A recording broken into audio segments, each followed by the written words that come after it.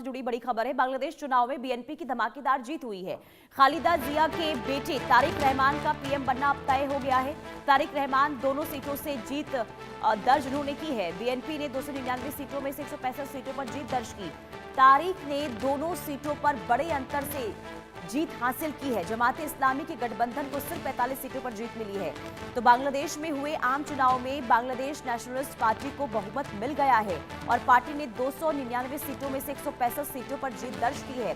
पूर्व पीएम खालिदा जिया के बेटे और बीएनपी के अध्यक्ष तारिक रहमान का प्रधानमंत्री बनना अब लगभग तय है।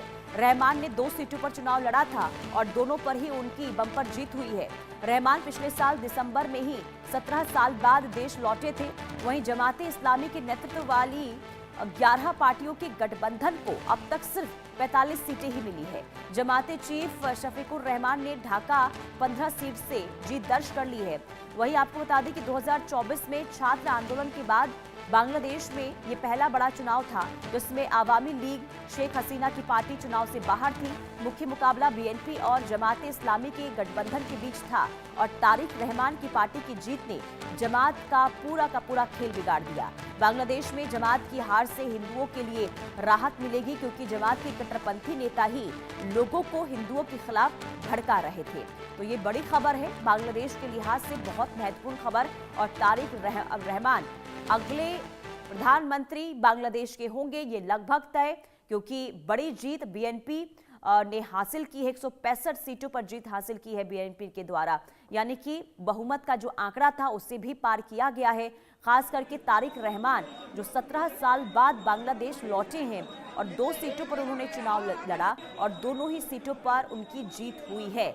और जमाते इस्लामी यानी कि बहुमत के आंकड़े को छू नहीं पाई और ऐसे में अब लगभग ये तय है कि तारिक रहमान के हाथ में ही बांग्लादेश की कमान जाने वाली है। कुल मिलाकर आपको ये बता दें कि अब 2001 में देखिए बीएनपी ने चुनाव लड़ा था और 2006 तक उनकी पार्टी की प्रधानमंत्री यानी कि जियाउर आपको बता दें कि खालिदा उनकी जो मां थी वो प्रधानमंत्री के तौर पर कार्यरत थी। लेकिन इसके बाद 2006 से यानी कि आवामी लीग की पार्टी जीतती हुई नजर आई और शेख हसीना वहां पर लगातार प्रधानमंत्री रही है। लेकिन अब यानी कि 2024 में जब सत्ता परिवर्तन हुआ और इसके बाद ये पहला बड़ा चुनाव था जिसमें बीएनपी ने बड़ी जीत हासिल की है। तारिक रहमान 2 सीटों पर उन्होंने चुनाव लड़ा, दोनों ही सीटों पर उन्होंने जीत हासिल की है। और साथ ही साथ आपको ये बता दें कि अब लगभग, क्योंकि अब पहले से चर्चा थी और प्रमुख दावेदार थे पीएम पद के, और ऐसे में जब उनकी पार्टी ने बम्पर जीत हासिल की है तो तारिक रहमान का प्रधानमंत्री बनना लगभग तय माना जा रहा है। तो कल चुनाव हुआ था, 299 सीटों के लिए वोट डाले गए थे शाम 4:30 बजे तक।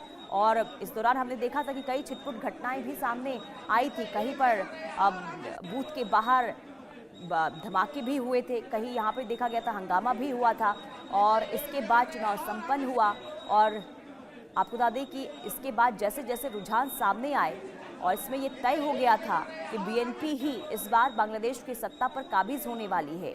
और अब लगभग नतीजे सामने आ चुके हैं जिसमें बीएनपी को बम्पर जीत मिलती हुई नजर आ रही है। और अब ये माना जा रहा है कि बांग्लादेश की जो कमान है वो तारिक रहमान के हाथों में जाने वाली है। तो 17 साल बाद 2025 को बांग्लादेश लौटे थे तारिक रहमान और इसके बाद से ही लगातार जो दावे किए गए उनके द्वारा, उस पर जनता ने भरोसा जताया है। जो वादे किए गए, जो योजनाओं का जिक्र उनकी ओर से किया गया और कहीं ना कहीं जीत की दहलीज पर इस वक्त बीएनपी देखी नजर आ रही है। और बस औपचारिक तौर पर ऐलान बाकी है, उसके बाद आपको याद है कि ये भी तय हो जाएगा कि आखिर बांग्लादेश की कमान किसके हाथ में जाने वाली है, यानी कि प्रधानमंत्री कौन होने वाला है। कुल मिलाकर देखिए स्थिति जो है बांग्लादेश की अब बदलती हुई नजर जरूर आ रही है क्योंकि बीएनपी ने शानदार जीत हासिल की है। 299 सीटों पर चुनाव हुआ और 165 सीटें यानी कि बहुमत के आंकड़े को भी यहां पर बीएनपी ने पार किया है।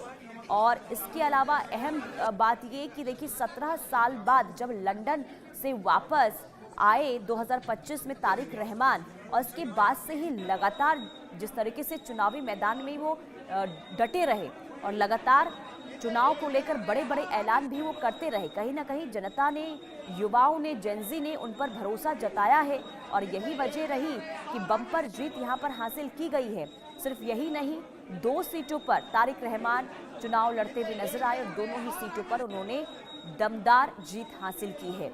तो ये बड़ी खबर बांग्लादेश के लिहाज से, और एक लंबा अरसा बीएनपी के लिए सत्ता से दूर रही बीएनपी पार्टी, लेकिन लंबे अरसे के बाद एक बार फिर से वापसी बीएनपी की सत्ता में हुई है। और ऐसे में अब देखना यही होगा कि आगे बांग्लादेश की क्या स्थिति बदलती है, क्योंकि तारिक रहमान जिन्होंने युवाओं के लिए, जेनजी के लिए कई वादे किए और यहाँ तक कहा गया कि जो स्थिति अभी बांग्लादेश में बनी हुई है सबसे पहले उसे सुधारा जाएगा। हिंदुओं की रक्षा को लेकर भी यहाँ पर कई वादे तारिक रहमान की ओर से किए गए हैं। अब ऐसे में इस दिशा में क्या कदम उठाया जाता है, ये देखना होगा।